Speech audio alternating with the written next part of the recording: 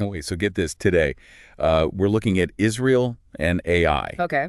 And this whole idea of how Israel could actually become like a global AI powerhouse, Yeah. which I thought was fascinating. Yeah, definitely. And we're mostly going to be looking at this article, Israel's Path to AI Excellence, Right.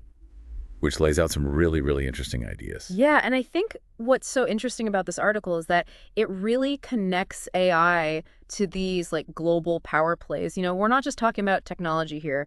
We're talking about how Israel can kind of leverage its position in AI to really become a major player on the world stage. Just like AI diplomacy or something. Exactly. Kind of wild. Yeah, and it all starts with this thing called the EU AI Act. Have you heard about this? I have heard about it vaguely. What is that about again? So basically, it's like, the EU, they love their regulations, right? Right. So they're creating all these rules and regulations around AI. Okay. Think of it like safety guidelines, ethical considerations, that kind of thing. To make sure that the AI is safe and ethical? Exactly. And the thing is, the EU is being pretty smart about it because they're not just saying, hey, follow our rules or else. Yeah. They're actually creating this system where if a company meets their standards, they get this thing called a presumption of conformity.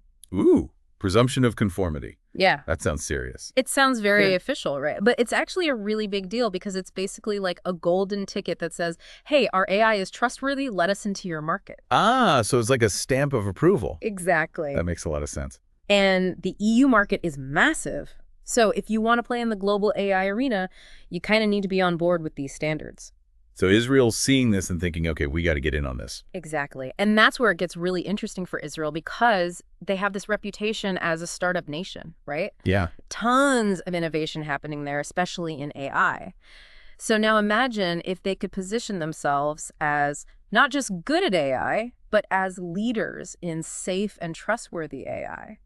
It's a powerful brand to have. Totally a selling point. Yeah. So it's like taking their existing reputation and kind of leveling it up in a way. Exactly. And the author of this article is arguing that Israel can't just sit back and passively adopt whatever the EU comes up with. Yeah. They need to be proactive. They need to get involved in shaping those standards right from the start. Okay, so like getting a seat at the table while the rules of the game are being written.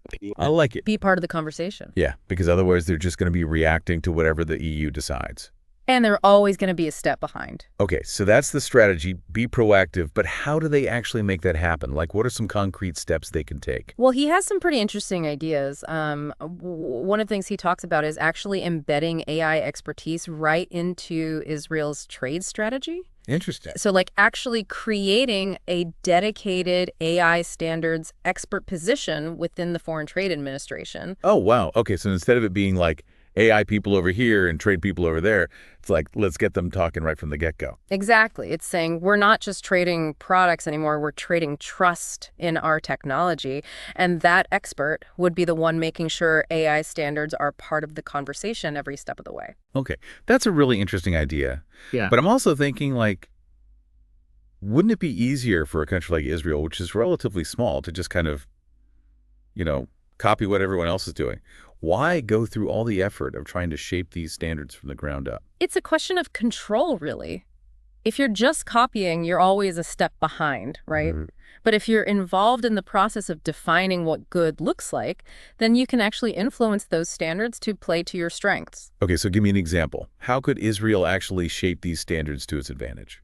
Let's say Israel has a particular strength in, I don't know, cybersecurity for AI. Okay. By actively participating in setting the standards, they could kind of nudge the conversation in a direction that highlights the importance of cybersecurity, and suddenly their expertise becomes super valuable. Ah, so it's about thought leadership, not just following the rules. Exactly. Okay, I like that.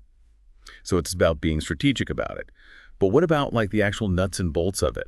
The author talks about like working groups and meetings and all that. It sounds kind of bureaucratic. Yeah, there's definitely some of that, but he highlights some pretty concrete actions that Israel could take. For example, sending experts to EU working groups would give them a direct line to where these standards are actually being hammered out.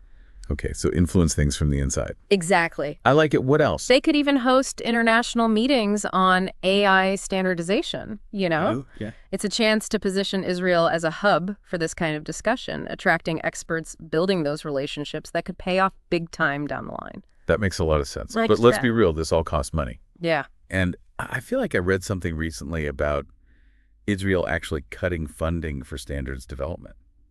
Did I Yeah. imagine that? Sadly, you did not. Because I read that too, and it's like, what are they doing? It seems like kind of a mixed message. Right. It's like they're saying we want to be a leader in this whole safe and trustworthy AI thing, but then they're cutting the budget for exactly what would get them there. Yeah, it's a head scratcher for sure.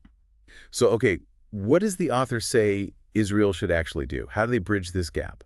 Well, he actually lays out a whole roadmap, and one of the key things he talks about is the government really needs to step up and take a more active role. So he suggests forming a dedicated task force Oh, yeah. to figure out which of those EU AI standards actually make sense for Israel and how to implement them. So it's like taking those standards and kind of adapting them to the Israeli context. Exactly, and having that government buy-in is going to be crucial. Totally, because they're the ones who can actually make those changes happen. Yeah. But what about businesses? What role do they play in all of this? He actually says that they're key, especially startups. Okay. He argues that they should be proactive about aligning themselves with those global standards, even if it means going above and beyond. So it's like viewing those standards not as hurdles, but as opportunities to differentiate themselves? Exactly. It's about building that reputation for excellence. And that's something that investors, partners, customers all over the world are going to pay attention to. It's smart. It's kind of like a rising tide lifts all boats thing. Yeah. If Israel becomes known for this responsible approach to AI, everybody benefits. Exactly. Okay, so we've got government, we've got businesses. What about academia? Yeah. Where do they fit in? Yeah, he doesn't leave them out. He actually talks about how it's really important to start incorporating those AI safety standards into university curricula, into research practices. Interesting. So it's about building that culture of ethical AI development right from the start. Exactly. Start them young. Yeah, well, this has been a really fascinating look at this whole intersection of AI and geopolitics and, the choices that a country like Israel has to make. Yeah, and it really shows how something like AI standards can have these huge ripple effects way beyond just the tech world. Totally. And it really makes you think about, what kind of future we're creating with AI. Right. It's about making sure that it's built on a foundation of trust and responsibility. Exactly.